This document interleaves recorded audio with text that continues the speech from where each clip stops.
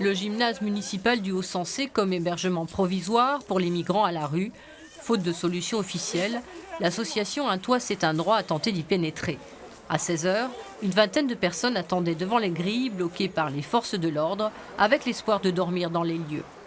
Le but, c'est pas de rester là, c'est de mettre les familles à l'abri et d'interpeller les pouvoirs publics pour que le droit à l'hébergement d'urgence soit respecté.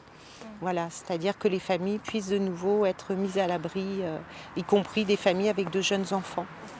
Mais l'élu de la mairie dépêchée sur place n'a pas donné le feu vert. Elle s'est engagée à reloger seulement 2 familles, sans solution pérenne pour les autres personnes recensées par l'association. Plus tôt dans la journée, un pique-nique solidaire avait été organisé devant un hôtel qui sera vidé fin août. Et aujourd'hui, c'est les derniers jours. Là, j'ai parlé avec le propriétaire de l'hôtel. Il m'a dit c'est fini, il n'y a plus rien à faire. Je dois libérer la chambre. La solidarité et l'entraide ont joué dans un premier temps, mais les militants savent qu'ils ne pourront pas mettre tout le monde à l'abri et que l'urgence sociale du 115 est saturée. L'association dénonce une décision drastique de la préfecture vis-à-vis des demandeurs d'asile. C'est quand même exceptionnel que l'État arrête un hébergement qui dure depuis plusieurs mois, voire un an pour certains, comme ça du jour au lendemain, et pour un si grand nombre de personnes.